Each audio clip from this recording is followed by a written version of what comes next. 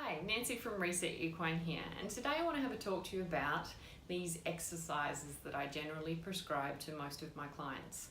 I either prescribe these exercises to my clients when I've worked with them and their horse, when I've worked on their horse, or perhaps I have seen them a number of times and these exercises that I prescribe evolve and change as the horse's exercise regime changes, its fitness levels continue, and also it is potentially recovering from any strange musculoskeletal dysfunctions or pathologies that are occurring.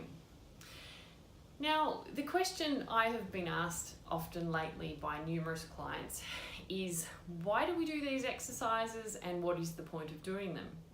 Now, I usually do just describe and explain a little bit as to why we need to do these exercises when I prescribe them initially and demonstrate, but it's a great question to ask as clients become more engaged in the exercises, try to prepare for them, get organized, and do time management to fit them in.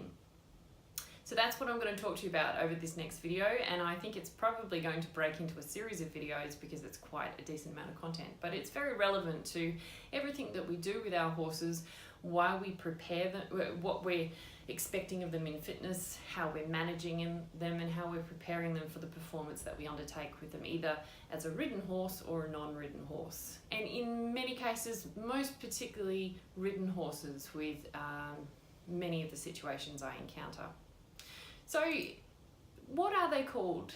Dynamic mobilization exercises is what they're called. DMEs is how I refer to them. And it gets a bit confusing here because people refer to these exercises I prescribe often as carrot stretches because they do look very similar to many prescribed carrot stretches by other equine musculoskeletal professionals in the industry. But that really is where the confusion starts.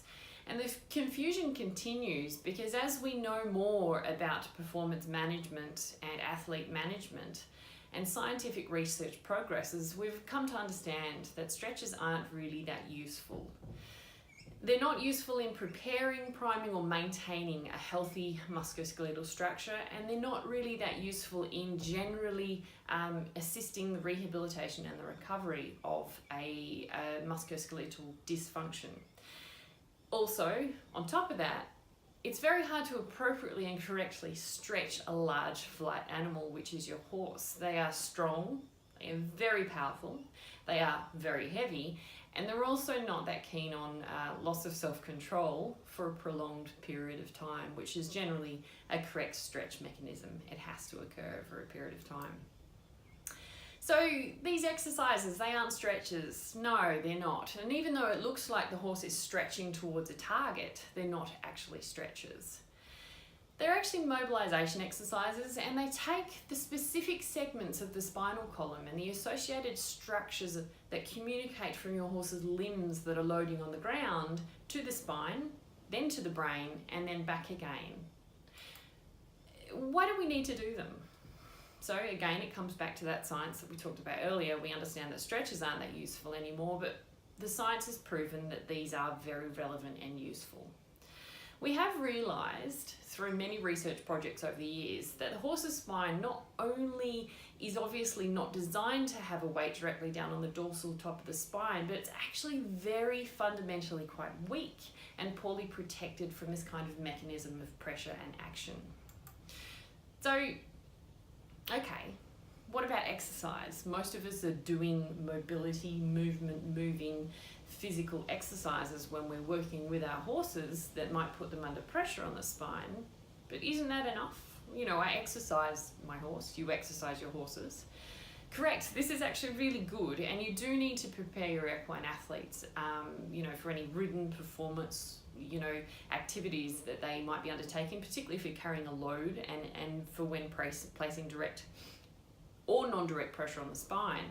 However, simply doing these exercises that we're going to ask of them, that we desire of the horse, isn't enough. Simply riding does not actually prepare the spine for the forces placed on the spine during riding. Why? That's a really good question. Effectively, it comes down to a bit of the mechanics and a bit of the communication system, which is kind of running that meat ship, which we call horses. The spinal column sits in the deep central axis of the horse's back.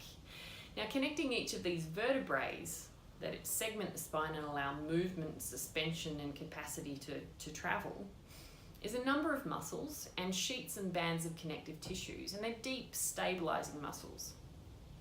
They define the spaces between the vertebrae and the orientation of the vertebrae, the way that the spine is sitting in space and how it turns and how it responds to loading and pressure. They are also doing a very important job of telling the spine where the vertebrae are currently orientated in space. So not only do they define how it works, but they say, okay, we're doing it, yep, it's happening, or no, we're not doing it, or yep, we're about to do it, or hey, yeah, we really can't do it today. Now, this is really, really important. The reason that this is so important is because these signals that are sent by these deep stabilizing muscles actually define the way that the horse moves and how the horse's innate balance and postural patterns occur. This is the first front of prevention of injury and recovery of injury throughout the entire body. We and they are made to move, so how that happens in a controlled manner, in a prepared manner, or an unhealthy manner is often defined by these communication points between the spine. So, signals aren't working. If the signals are not signaling correctly, or if they're sending feedback that is of a non-ideal outcome, so, hey brain, the spinal department is not working properly from T1 to L2, the brain will then recruit troops in the form of other larger, non-specialist stabilizing muscles to try and help. Now, this is a bit of a problem. They're all specialists. Basically, because these deep stabilizing muscles, fascicles and bands of tissues are good at two things, communication and holding things in the places they should be in, they are very limited in their ability to do anything other than this. They are very much specialists, like most segments of the horse and the human body. Okay. So what's wrong with the other larger muscles then being recruited if the little guys aren't doing their job? They're also specialists, so this is a bit of a problem. They are really good and at doing big, powerful jobs like flexing large areas like a whole spinal column and a pelvis, and doing really powerful movements like flexing the hindquarter, placing it on the ground and pushing off. They are really, really bad at refinement, so small, incremental, responsive, reactive movements and really specific movements that are undertaken in that process. They are even worse at communication. They prefer pretty much just to get the job done the best they can and keep doing it, like constantly. They like to do big things, lift heavy things, put it down, so on and so forth. They're not really a communications management department. The problem with this is they fatigue really quickly and they start to dysfunction.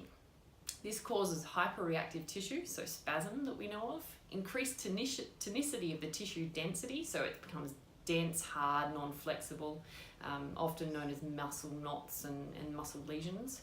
And they can also start to form adhesions in the form of sticky adhered patches on the surrounding tissue that actually needs to slide to enable these muscles to do their job. And this happens through poor cycles of movement. When they get tired, you get isolated areas of dehydration.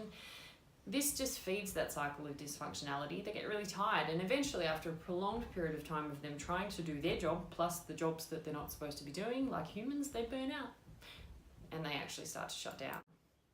Well,